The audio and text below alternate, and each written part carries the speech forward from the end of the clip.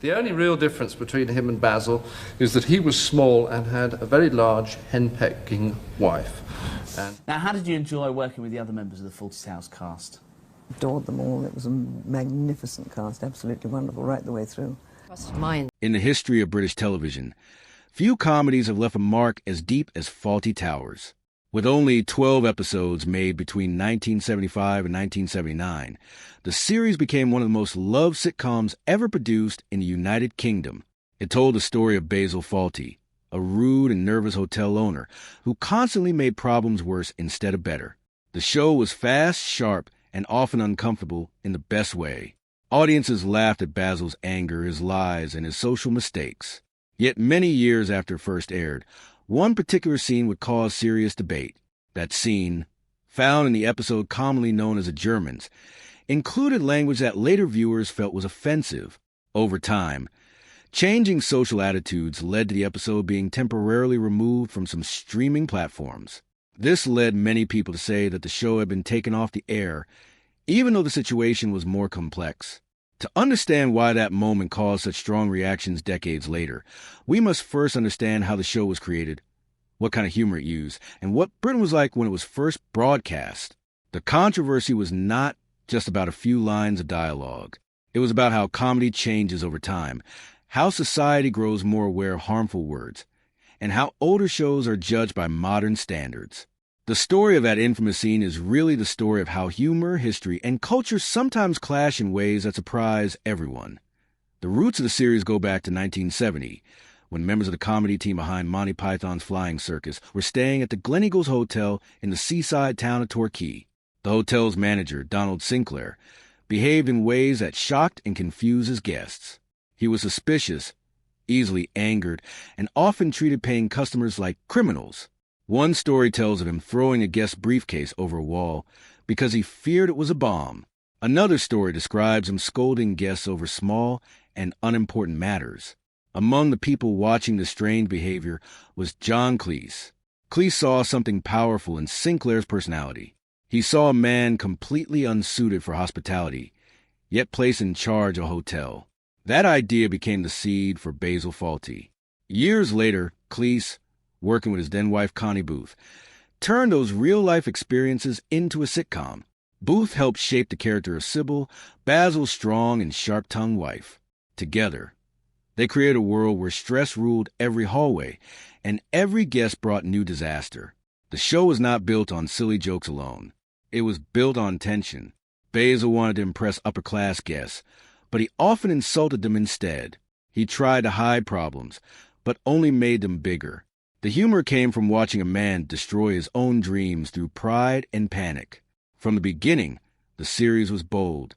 It showed social class anxiety, personal failure, and the awkward side of British politeness. This daring style helped it stand out from other sitcoms of the time. When the show first aired on the BBC in 1975, it did not immediately become a huge hit. In fact, the first series received mixed reviews. Some critics did not understand its harsh tone. However, audiences slowly began to appreciate its clever writing and strong performances. Cleese's tall frame and explosive anger made Basil unforgettable. The supporting cast also played a key role. One of the most important characters was Manuel, the confused waiter from Spain, played by Andrew Sachs. Manuel's misunderstandings and limited English skills became a major source of comedy. Basil often shouted at him, blamed him for mistakes, and treated him badly. At the time, many viewers saw this as satire. The joke was not that Manuel was foolish. The joke was that Basil was cruel and impatient. The audience was meant to laugh at Basil's poor behavior, not agree with it. This style of humor, where the main character is clearly flawed, was part of what made the show unique. It was uncomfortable, but that discomfort was the point. Each episode built chaos step by step. Small problems grew into disasters. Lies stacked on top of lies. Doors slammed. Plates broke. Guests complained. In just 12 episodes, the series created some of the most famous moments in British comedy. It showed that a sitcom did not need dozens of seasons to become legendary.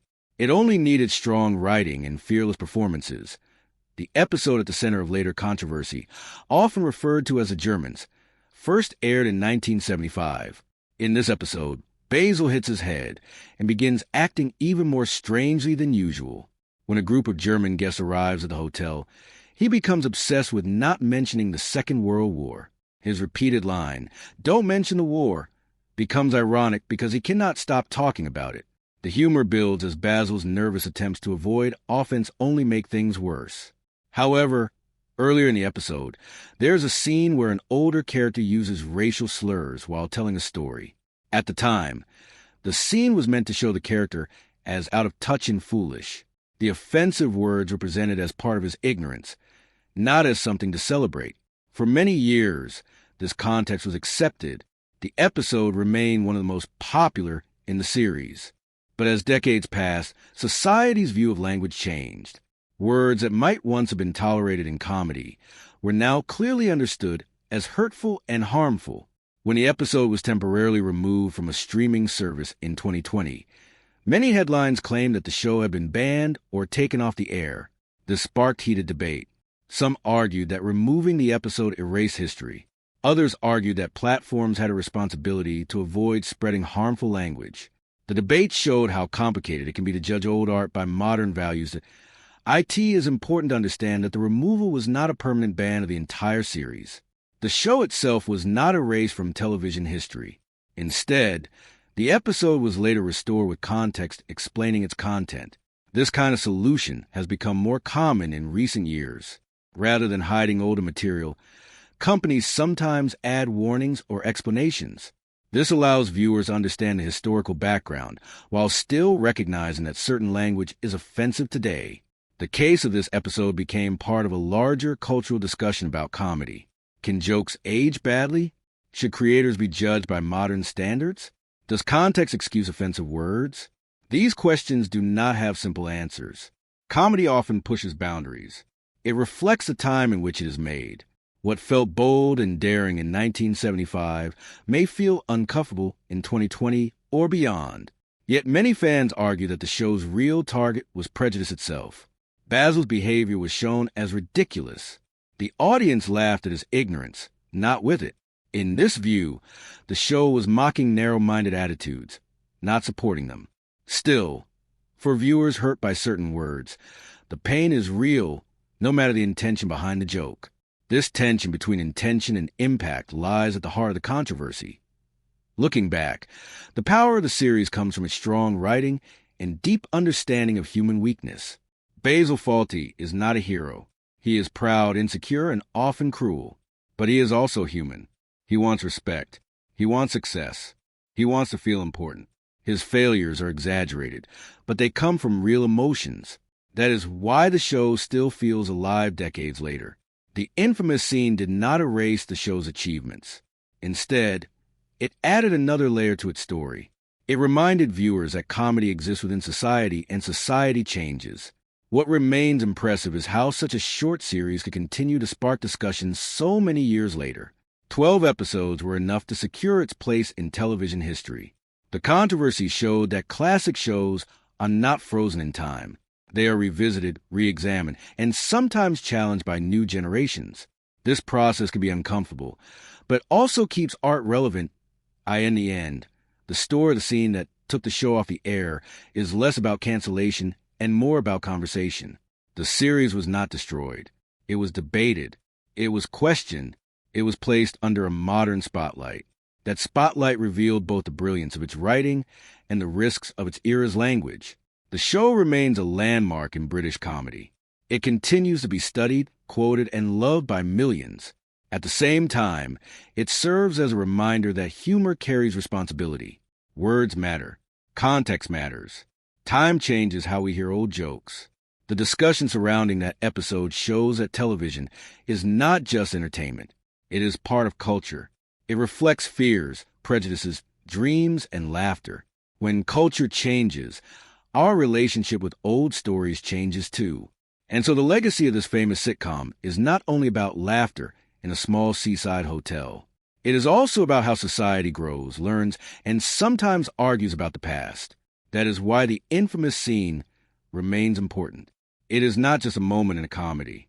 It is a mirror showing how far we have come and how carefully we must think about the stories we continue to tell As the debate around the controversial episode continued, many people began to look more closely at the creative mind behind the series, John Cleese. Cleese had always defended the show as satire. He explained in interviews that the jokes were aimed at exposing prejudice, not supporting it. In his view, Basil Fawlty was not meant to be admired. He was meant to be laughed at because of his ignorance, arrogance, and fear of looking foolish. Cleese often said that comedy works best when it shows human weakness clearly and honestly. To understand this point, it helps to look at Cleese's background in writing and performance.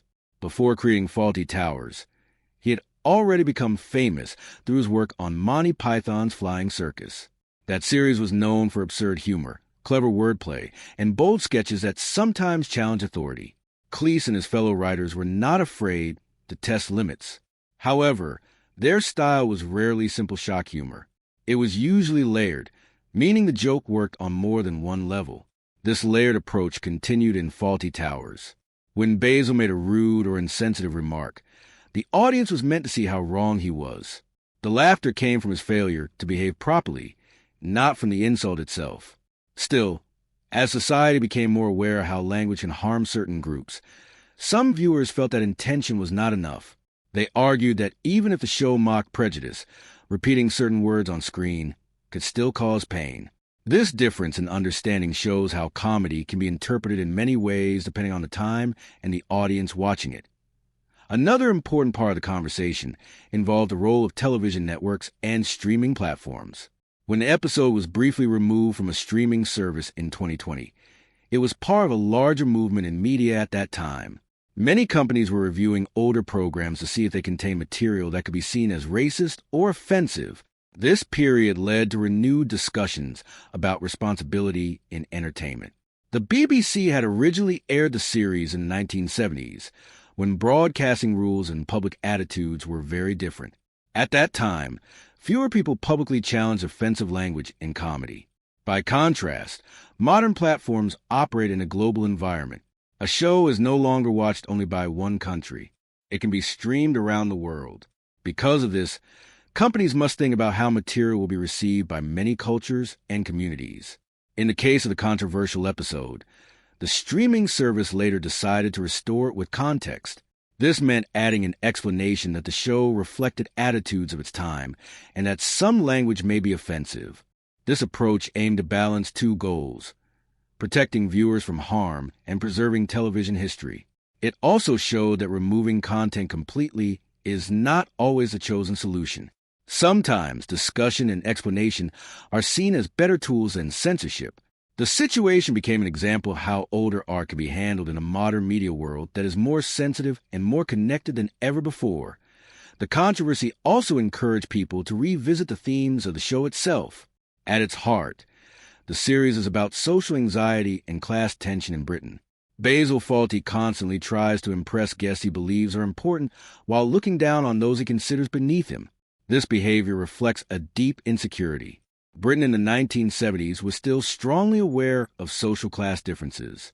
Accent, education, and background often shaped how people were treated. The show used humor to highlight these divisions. Basil's desperate attempts to climb the social ladder usually ended in disaster. His fear of embarrassment pushed him to lie, cheat, and insult others. In many ways, he represents a man trapped by his own pride. The episode with the German guests also plays on Britain's complicated memory of the Second World War. Just 30 years had passed since the war ended. For many viewers at the time, it was still part of living memory.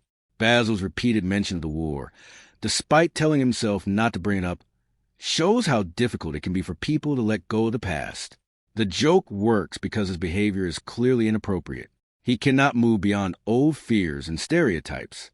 Modern viewers, however, may focus less on the historical joke and more on the specific language used in the episode. This shift in focus explains why the same scene can feel very different depending on when it's watched. It is also worth noting how short the series actually was. With only 12 episodes, Fawlty Towers did not have time to repeat itself or slowly decline in quality. Each script was carefully written. In fact, long gaps between seasons were partly due to the writer's desire to maintain high standards. This careful approach helped the show achieve lasting success. Because there were so few episodes, each one became important. Many lines from the series entered popular culture. Even people who have never watched the full show may recognize Basil's stress expression or his famous outbursts. The controversial episode is only one part of a larger legacy that includes sharp dialogue, physical comedy, and memorable supporting characters. When debates arise about a single scene, it can sometimes overshadow the broader achievement of the series. Yet controversy can also renew interest. Younger viewers who hear about the debate may decide to watch the show for themselves. In doing so, they may discover both its brilliance and its flaws. This process of rediscovery keeps classic television alive, even when opinions about it are divided. In the end, the story of the infamous scene is not simply about a show being taken off the air. It is about how art survives across generations. Comedy depends heavily on timing and context. What feels bold in one decade may feel uncomfortable in another. That does not automatically erase the value of the work, but it does invite reflection. The debate surrounding the episode shows that audiences today expect more awareness from creators and distributors. At the same time, many people believe it is important to preserve historical works as they were originally made. Finding balance between these views is not easy. The case of this classic British sitcom demonstrates that television can be both a source of laughter and a subject of serious discussion. Its legacy continues not only because it was funny, but because it dared to show flawed human behavior so clearly. The controversy reminds us that humor is powerful. It can unite people in laughter, but it can also reopen old wounds if not handled carefully. As society continues to change, older shows will likely face similar re-examinations. And each time, viewers will once again ask the same question: how should we honor the past while respecting the present? As the years passed, the debate around a controversial episode became part of a wider discussion about so-called cancel culture. Many commentators use Fawlty Towers as an example in arguments about whether classic television should be edited, removed, or left untouched. Some writers claim that taking down one episode, even for a short time, was a first step toward erasing important cultural history. Others argued that no piece of entertainment should be protected from criticism, especially if it includes language that can hurt people. What made this case especially interesting was that the show itself was built on criticizing bad behavior. Basil Fawlty is not a kind or wise man.